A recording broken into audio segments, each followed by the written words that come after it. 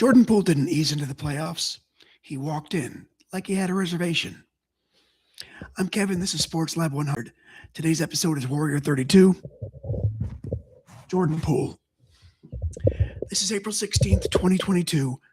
Nuggets at Warriors, Game 1, Western Conference first round, Chase Center. And it's a strange little hinge point in Warriors history because the Warriors, everyone remembered, they were back. Steph Curry, Klay Thompson, Draymond Green, Andre Iguodala, Steve Kerr. The dynasty core was still in the building, but they hadn't been whole in the playoffs since 2019. Klay just missed 2 full seasons. Curry's coming back from a foot injury, and Draymond missed time too. The Warriors had spent 2020 in the lottery and 2021 in the play-in. They weren't dead, but they were no longer treated like the league's permanent final boss. Golden State went 53-29 and earned the 3 seed. That's good and real, but it wasn't 2017 certainty. This was a team trying to prove the old machine still worked. Denver was the 6th seed at 48-34, and the Nuggets are both dangerous and a little damaged. Nikola Jokic was the reigning MVP, on his way to winning it again. He carried everything. Jamal Murray missed the entire season after ACL surgery. Michael Porter Jr. played just 9 games before back surgery. So Denver came into the playoffs with a brilliant center, a real coach in Michael Malone, a tough group around him, and not enough healthy star power. That made Game 1 feel like a test of structures. Could Denver survive by throwing Jokic at every problem? Could Golden State survive if Curry wasn't fully Curry? Quite yet.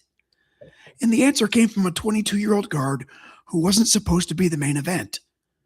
Jordan Anthony Poole was born June 19th, 1999. In Milwaukee, he played high school ball at Rufus King and then La Lumiere. At Michigan, he became a March name before he became an NBA name. In 2018, Michigan was staring at elimination against Houston. Poole caught a long inbounds pass, rose from deep on the right wing, and hit one of those tournament shots that attaches itself to a person forever. That shot made him famous, but it didn't make him complete. He returned to Michigan for a sophomore season, averaged double figures, and entered the 2019 draft. Golden State took him 28th overall.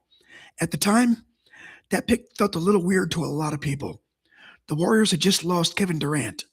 Klay had torn his ACL, and the roster was changing under their feet.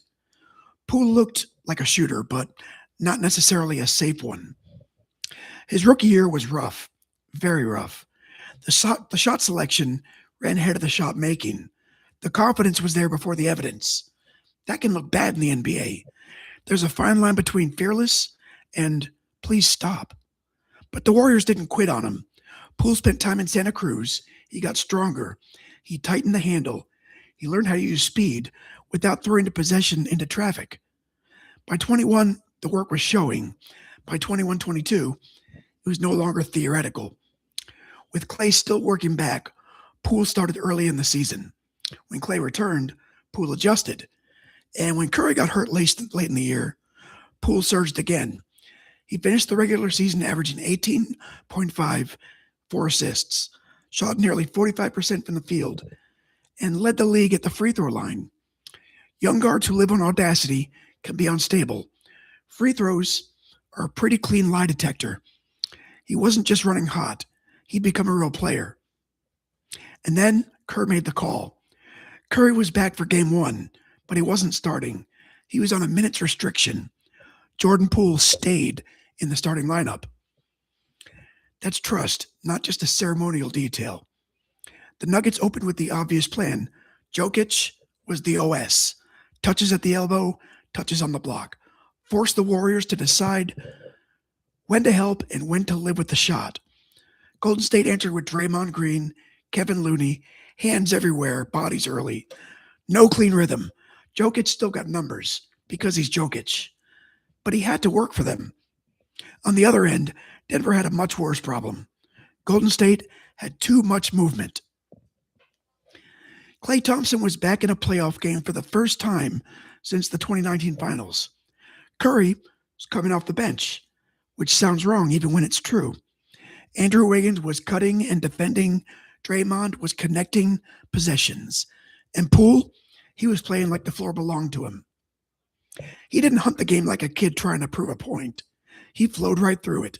Catch and shoot threes, drives off bent defenses, quick decisions, little Curry rhythm, but not a Curry impersonation. Poole has always had more wiggle, more chaos, and more, call it roller skate energy. He doesn't glide through a game as much as he flickers. In the first half, the Warriors built control. Curry checked in late in the first quarter, didn't even have to force himself into the game. That's the whole point. The Warriors didn't need to rush him back because Poole had already made Denver react. By halftime, Golden State led 58-47. Then the third quarter hit, and that's the real separation. The Warriors outscored Denver 32 to 23 in the period. Poole kept attacking. Clay hit the clean looks. Curry started finding his legs. Draymond and Looney kept the Jokic possessions heavy. Denver wasn't getting a clean second source of offense. Will Barton had a good scoring night, and Jokic was still Jokic, but the Nuggets are trying to solve a math problem with one pencil. Here's the thing about watching Golden State when they're right. The game can look close, then 5 possessions later, it's not close anymore. A 3 becomes a turnover. Turnover becomes a layup. A layup becomes panic. Panic becomes another 3. Suddenly you're not down 6. You're down 16. And the building sounds like it remembers everything. Poole finished with 30 points in 30 minutes. 9 for 13 from the field. 5 for 7 from 3. 7 for 8 at line in his playoff debut. Golden State won 123-107. Clay had 19. Curry had 16 in 21 minutes off the bench. Wiggins added 16 and Draymond only scored 12. But that undersells the game he played. The defense on Jokic, the timing, the pressure, the talking, the constant irritation, that was Draymond's office. Jokic had 25 and 10 for Denver. Barton had 24. But the Nuggets needed more than resistance. They needed answers. Poole was the answer that Golden State didn't used to have.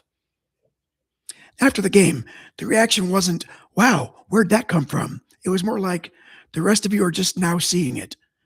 Clay called it the playoff debut. Curry said Poole didn't lack confidence. Kerr talked about the trust Poole had earned from his teammates.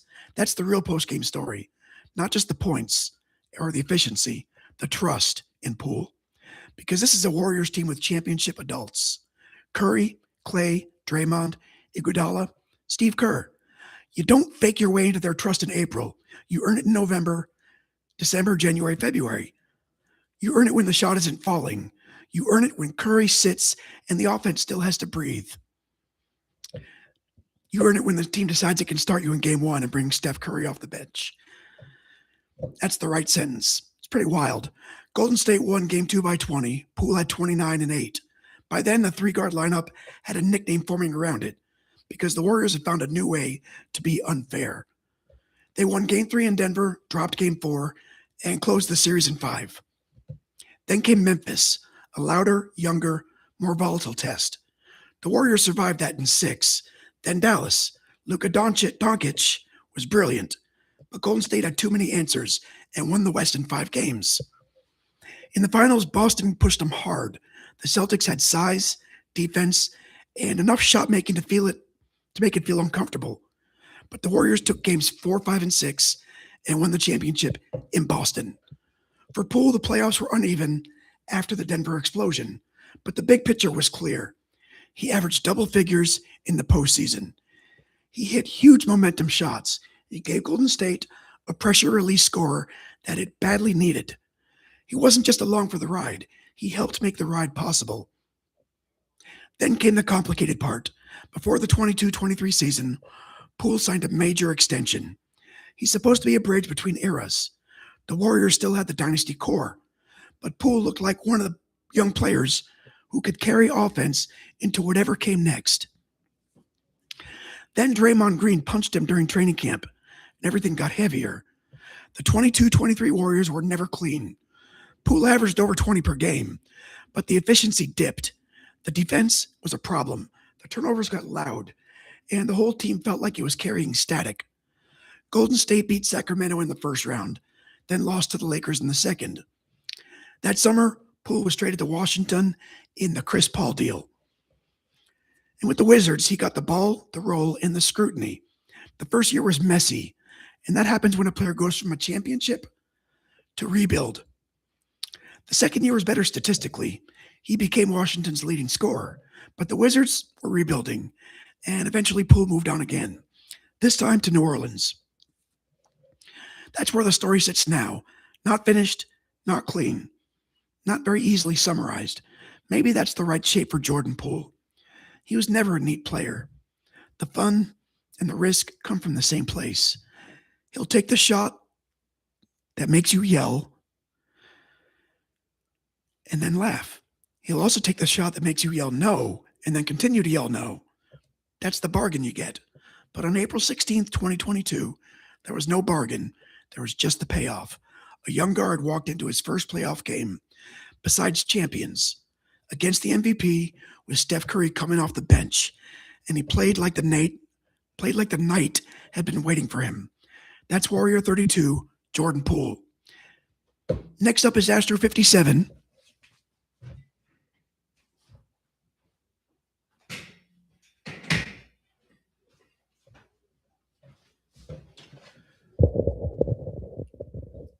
Christian Javier for November 2nd, 2022. And that one's different.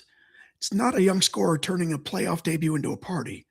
That's a pitcher walking into Philadelphia in the World Series one night after the Astros got blasted and helping produce something baseball almost never gives anybody, a World Series no-hitter.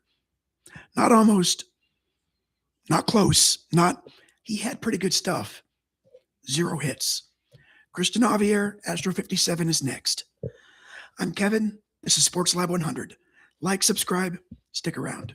We're not ranking memories. We're building the museum one game at a time. Thanks for watching, and I'll see you next time.